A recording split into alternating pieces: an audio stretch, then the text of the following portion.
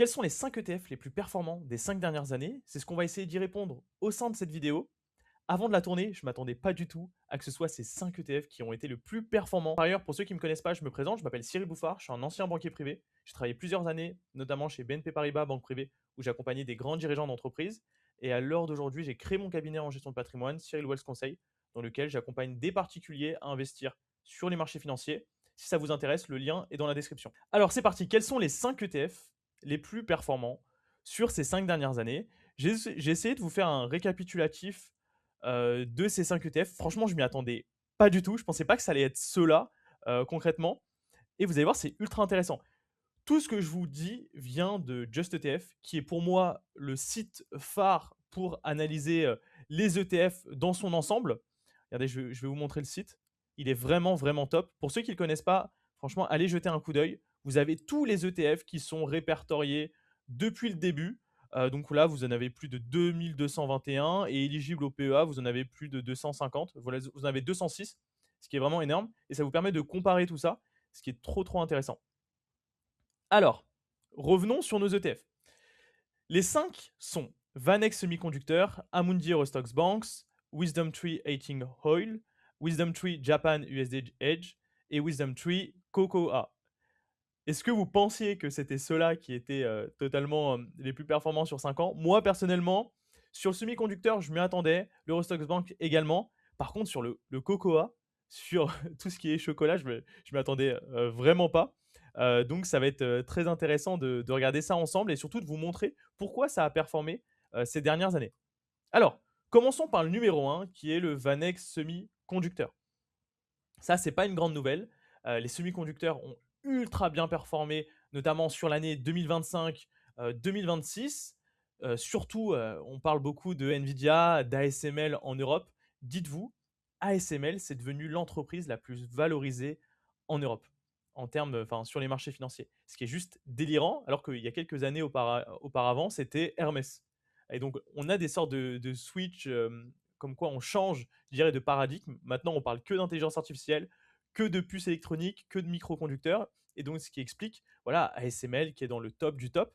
Et ce qui est intéressant, c'est que moi, je m'étais beaucoup positionné en 2025, quand il y a eu un peu cette crise sur les microconducteurs. Et donc, ASML était vraiment bas, elle était à 650 si je ne me trompe pas.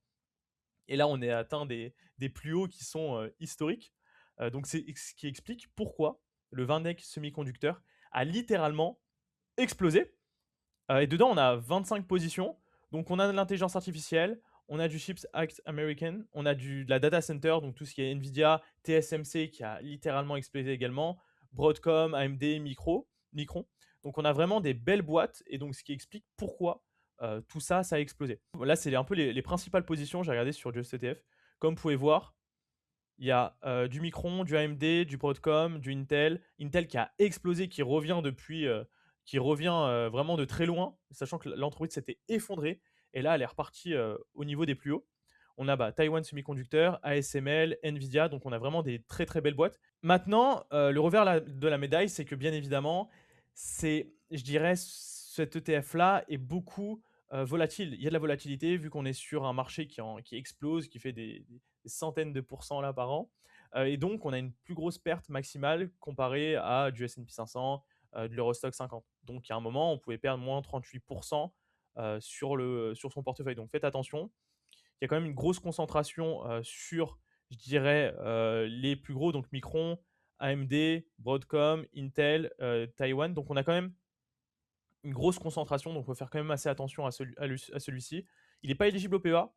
Il n'y a pas de, je dirais, d'ETF semi-conducteur éligible au PEA, donc il est uniquement éligible au compte titre, donc ça c'est bon à savoir. C'est vrai que sur le PEA, on n'a pas beaucoup d'ETF qui sont éligibles de, des thématiques qui sont différentes, c'est-à-dire qu'en général c'est beaucoup du S&P 500, du Nasdaq. J'en ai choisi un là-dedans dans les 5, c'est l'Eurostox Bank, c'est le seul qui est éligible au PEA là-dessus. On est aussi un peu sur le Japon, vous pouvez en avoir, mais c'est vrai que tout ce qui est thématique, c'est assez compliqué. Je vous recommande de l'avoir vraiment en usage satellite, c'est-à-dire de ne pas avoir 100% de votre portefeuille là-dessus, parce que ça peut être assez compliqué d'avoir all-in sur le Vanex semi-conducteur. Parlons maintenant de la Mundi Eurostox Banks. La Mundi Eurostox Banks, c'est des ETF, l'un des ETF qui a le plus performé ces dernières années. Pourquoi? Parce que ce qui s'est passé, c'est que tout d'abord, qu'est-ce que l'Amundi Eurostoxx Bank? C'est on regroupe les plus grandes banques européennes. Donc dedans, on a du BNP Paribas, du Société Générale. Et ce qui s'est passé, c'est que ces dernières années, les banques européennes ont littéralement explosé. Il y avait, après la crise des subprimes, donc après 2007-2008, les banques ont littéralement sombré. Et pendant, je dirais, une bonne dizaine d'années, les banques faisaient un peu du surplace, et vraiment elles vacillaient à deux doigts de couler pour certaines. Après le Covid, on a eu une énorme inflation. Les banques centrales ont augmenté tout ce qui est taux d'intérêt, etc., etc. Et donc, bah, les banques se sont vues gagner beaucoup d'argent. Parce que quand les taux d'intérêt sont élevés, bah, ils gagnent pas mal d'argent. Alors que pendant des années, les banques, elles prêtaient à des taux d'intérêt de 1 ou 2%, même pas. Il y avait même des 1%. Pour ceux qui ont acheté leur résidence principale quelques années, vous pouviez emprunter à 1%. Et donc, bah, ça a permis aux banques de gagner pas mal d'argent. Et ce qui leur a permis, bah, notamment sur l'ETF Banks, de juste exploser. Vous allez voir, la performance est délirante. Et donc 323%, voilà, c'est ce que je vous avais expliqué. Donc phase 1, taux de BCE négatif avant 2022. Donc c'est-à-dire qu'on pouvait emprunter pas cher. Ensuite, on a eu la remontée des taux entre 2022 et 2024. Et les banques ont très bien performé vis-à-vis de ça. On a par exemple, on va prendre BNP Paribas. BNP Paribas qui a littéralement explosé, qui a fait son plus haut historique. Regardez, hop. Et là, on est à 102 sur BNP Paribas. Sachant qu'on n'avait pas atteint ça depuis 2007, depuis la crise de subprime.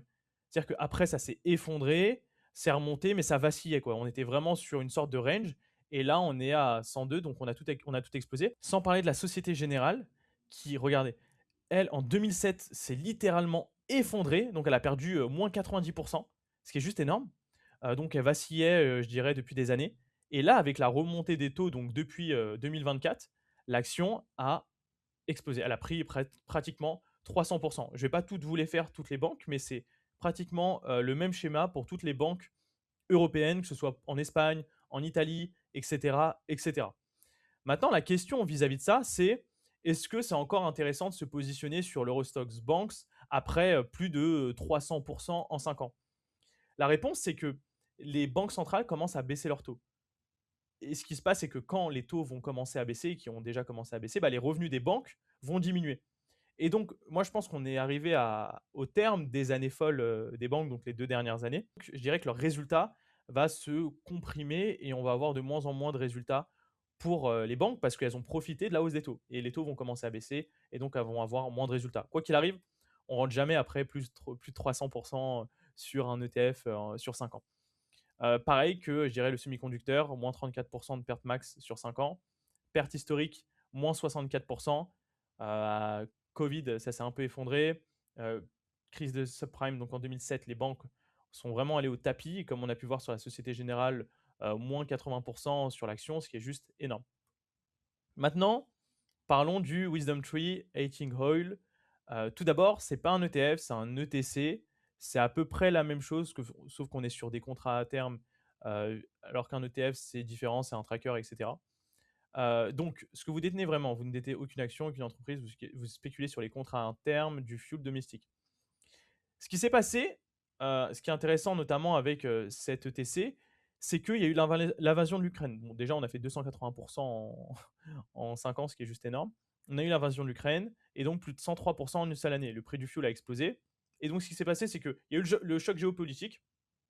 Le fuel, bah, il y avait beaucoup plus, enfin, il y avait beaucoup moins d'offres. Il y avait toujours la demande qui était encore grandissante. Et donc, vu qu'il y a eu un choc d'offres et de demandes, bah, le prix du gasoil a explosé. Comme par exemple en France, le prix avait explosé. Et donc, ce qui explique pourquoi ça avait monté. À l'inverse, je m'en souviens quand il y a eu quand on était pendant le Covid, quand il y avait tout le confinement, etc., le prix du gasoil, donc le prix de l'essence, etc., était au plus bas. Parce que tout était à plat. C'est-à-dire que vu qu'il y a eu le confinement, il n'y avait plus beaucoup d'échanges, etc., entre les pays, donc le prix du pétrole avait chuté grandement. Prenons un exemple, prenons le pétrole. Regardez, je vais vous montrer sur le graphique. Ce qui est intéressant, c'est qu'en 2000, quand il y a eu Bon, alors, il est un peu, hop. En 2000, quand il y a eu le Covid et le confinement, le pétrole a perdu moins 70%. On n'avait jamais été aussi bas parce qu'il n'y avait plus d'offres. Enfin, il n'y avait plus de demande. Et donc, quand la demande baisse, bah, l'offre, malheureusement, bah, le prix diminue. C'est toujours un choc d'offre et de demande. Donc, c'est toujours une corrélation entre l'offre et la demande. Et donc, là, vu qu'il y avait moins de demande, bah, il y avait de l'offre. Et surtout que les producteurs continuaient à sortir de l'essence, enfin, du pétrole, du pétrole, du pétrole. Sauf qu'il y a moins de demande et donc le prix a baissé. À l'inverse, 2022, l'Ukraine.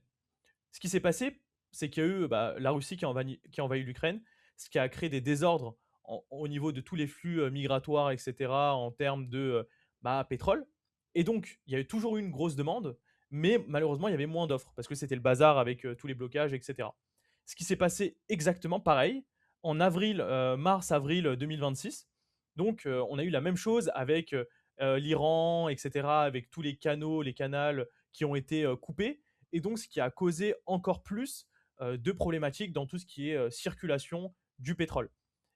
Et donc c'est pour ça que le pétrole, c'est très lié, je dirais, à tout ce qui est macroéconomie, tout ce qui est géopolitique. On avait une énorme crise également en 72-73, si je ne me trompe pas. On avait eu plusieurs chocs pétroliers dans les années 70-80, et donc pareil, qui étaient liés à des blocages. Donc maintenant, concernant, je dirais que le Wisdom Tree 18 Hole, donc c'était un très bon moment pour se positionner, je dirais, il y a 5 ans, avec tous les contextes géopolitiques qu'on avait eu. Je pense qu'ici, il n'y avait jamais mieux. Franchement, ici, vous êtes positionné là, c'était vraiment trop bien, sachant que c'était sûr que le marché allait repartir. C'est juste que là, on avait eu le confinement, donc il y avait beaucoup moins de demandes, et après, le marché a fait 500%, ce qui est juste énorme. C'est juste énorme. Donc, parlons maintenant du Wisdom Tree Japan Equity USD Hedge. Bon, là, il est hedgé contre le dollar. Ça veut dire quoi, hedgé? Quand on se hedge, c'est-à-dire qu'on se protège contre le taux de change. Ce qui s'est passé d'ailleurs en 2025-2026, c'est que le dollar a beaucoup baissé. C'est-à-dire qu'il a perdu de sa valeur, par exemple, vis-à-vis de la monnaie, vis-à-vis de l'euro. Donc le taux de change, je dirais, euro-dollar, s'est beaucoup déprécié. Par exemple, quand on compare l'euro versus le dollar, donc là, c'était un moment où on avait vraiment le dollar qui était fort, donc c'était en février 2025, et là, c'est l'euro qui a remonté. Et bon, là, ça baisse un peu plus, mais on a eu des périodes, quoi qu'il arrive, où le dollar avait vraiment une grosse force face à l'euro. En 2000, notamment, l'euro était, enfin, le dollar était ultra fort face à l'euro. À l'inverse, je dirais de 2000 jusqu'à 2007, l'euro était très fort face au dollar. Et après je dirais la crise des subprimes, on a eu une sorte de baisse où le dollar était vraiment beaucoup plus fort face aux monnaies européennes. Et là, on a une sorte de changement de paradigme, je dirais, sur 2025-2026, même si ça corrige un peu. Et donc là, on stabilise aux alentours de 1,14. Donc, très intéressant, c'était très intéressant notamment de se hedger vis-à-vis de tout ça. Et sachant qu'en plus, la monnaie du Japon, le yen, se dévalue énormément. Donc, c'est voulu de leur économie de dévaluer leur monnaie. Là, comme vous pouvez voir. Alors, maintenant, pourquoi 241%? Il y a une énorme reprise économique japonaise. Donc, il y a eu Toyota, Mitsubishi, Tokyo Marine. Donc, les exportateurs japonais ont profité d'une reprise solide. Et en 2022, voilà, la plupart des marchés catastrophiques, mais cet ETF a réalisé 31%, enfin 13%. C'est-à-dire que 2022 fut une année terrible sur les marchés financiers, mais néanmoins, l'indice japonais, donc on va le reprendre, on va prendre celui-ci. L'indice japonais en 2022, c'était pas non plus déconnant. Alors que les marchés avaient vraiment sombré, hein. En 2022, c'était assez compliqué. Si on prend le S&P 500, 2022, on avait fait moins 23%, tandis que le Japon s'était plutôt bien stabilisé. Ensuite, couverture de change. Comme je vous avais expliqué, le yen a fortement chuté ces dernières années. Sans couverture, une grande partie de la performance aurait été mangée par le change. La couverture du dollar préserve les gains. Donc c'est ultra important, voilà, de notamment se couvrir, surtout pour le yen, parce que c'est vrai qu'il y a une grosse dévaluation de la monnaie. Donc ce qui explique pourquoi. Maintenant, parlons un peu du Wisdom Tree Cocoa. Donc là, c'est ultra intéressant parce que là, on va parler un peu du cacao. Donc tout ce qui est lié au chocolat, etc., etc. Donc là, c'est un ETC, c'est pas un ETF. Ce qui a été très intéressant avec le cacao, c'est qu'il y a eu une énorme performance. On a eu plus de 240% sur 5 ans, dont sur une année, 360%. Donc en 2024, et concrètement, ce qui s'est passé avec le cacao, c'est qu'en 2024, c'est pour ça que ça avait explosé, c'est parce qu'il y avait une baisse de l'offre. Il y a eu plein de problèmes, que ce soit des problèmes sur les récoltes, etc. Sauf que la demande était toujours là, c'est-à-dire qu'on voulait toujours consommer plus de chocolat, chocolat, chocolat. Et donc, étant donné qu'il y a eu une baisse de l'offre et la demande qui était toujours assez stable, bah, il y a eu un choc au niveau du prix, et donc le prix a augmenté. Et donc, je dirais que les traders de Wall Street se sont jetés dessus et ont spéculé à la hausse sur tout ce qui est cacao. C'est pour ça qu'en 2024, ça a explosé. Et ensuite, en 2025, ça s'est effondré, donc on a perdu 48% parce que l'offre est revenue à la normale et la demande est restée pareille. Et donc, ce qui a causé pas mal de problèmes d'ailleurs, parce que là, on a une grosse problématique sur tout ce qui est producteur de cacao. Regardez les temps difficiles pour les producteurs de cacao face à l'effondrement du marché du chocolat. Donc en 2025, c'était vraiment la folie. Mais le gros problème, c'est que là, il y a eu la flambée du cacao, hop, et les cours se sont effondrés. Donc la plupart d'ailleurs du marché du cacao est fait au Ghana et au Côte d'Ivoire. Je crois que ça représente plus de 60% de l'offre en circulation. Ouais, et donc en plus, quand on lit, en raison des prix élevés précédents, les tablettes de chocolat sont devenues plus petites et des chocolatiers utilisent moins de cacao. Parce que étant donné qu'il y avait eu un énorme prix, une énorme, je dirais, hausse des prix du cacao, bah, ils se sont adaptés. Et donc, ce qu'ils ont fait, c'est qu'ils ont réduit leur demande de chocolat. Enfin, les tablettes de chocolat sont devenues plus petites et les chocolatiers utilisent moins de cacao. Et donc, après, quand c'est revenu à la normale, quand il y a eu plus de problèmes sur le cacao, bah, malheureusement, bah, c'est pas reparti comme c'était avant. Donc, ouais. Ce que ces 5 produits ont en commun maintenant, c'est que c'est un pari ultra concentré. C'est-à-dire que là, on est vraiment par secteur. On a eu notamment bah, le cacao, on a eu l'oil, donc le pétrole, on a eu les banques, on a eu le semi-conducteur et on a eu le Japan. Et donc, c'est chacun exposé à uniquement un secteur. Donc, il faut faire attention à ça parce qu'on peut être vraiment dépendant que d'un secteur, donc soit les semi-conducteurs, les banques. Faites attention parce qu'on a eu de grosses pertes, moins 27, moins 87% selon le produit. C'est des événements uniques et temporaires, comme celui du cacao, ce qui s'est passé avec l'offre, la guerre en Ukraine, la guerre en Iran, plein de choses comme ça qui peuvent impacter vraiment grandement le cours. On peut aussi parler du Covid, quand le prix du pétrole a chuté grandement. Le plus important, je dirais, c'est vraiment d'avoir un socle stable, c'est-à-dire un cœur de portefeuille basé sur du S&P 500, du Nasdaq, de l'Eurostock 50, et d'avoir ces ETF-là en appui sur son portefeuille. Moi, personnellement, j'en ai pas dans mon portefeuille de ces ETF, parce que je trouve que c'est trop tard pour rentrer. Mais c'était intéressant d'en parler parce que moi, je ne m'y attendais pas du tout, surtout sur le cacao. Je ne pensais pas que ça avait autant explosé avec tout ce qui s'est passé. Mais c'est intéressant de faire le point là-dessus et de se dire que bah, peut-être à l'avenir, il y aura encore une crise sur ces 5 ETF. Et pourquoi pas se repositionner soit sur ces ETF-là ou soit sur des actions individuelles qui touchent bah, à cette thématique sur laquelle on a abordé ensemble. Donc voilà, on arrive à la fin de cette vidéo. Dites-moi en commentaire ce que vous en pensez. Est-ce que vous étiez rentré sur ces 5 ETF ou pas du tout? Peut-être que vous étiez positionné sur du S&P, du MSCI World ou peut-être des actions individuelles, mais qui touchent également ces thématiques-là. D'ailleurs, pour toutes les personnes que ça intéresse, de mettre en place une stratégie adaptée à votre profil, c'est-à-dire que si vous avez de l'épargne qui dort et que vous souhaitez investir sur les marchés financiers ou que vous avez déjà un portefeuille en bourse, mais dont les performances ne sont pas optimales, bah, n'hésitez pas à réserver un appel avec moi et on prendra le temps ensemble d'établir notamment votre stratégie. En tout cas, si vous avez aimé cette vidéo, n'hésitez pas à vous abonner, à mettre un like, ça aidera pour le référencement.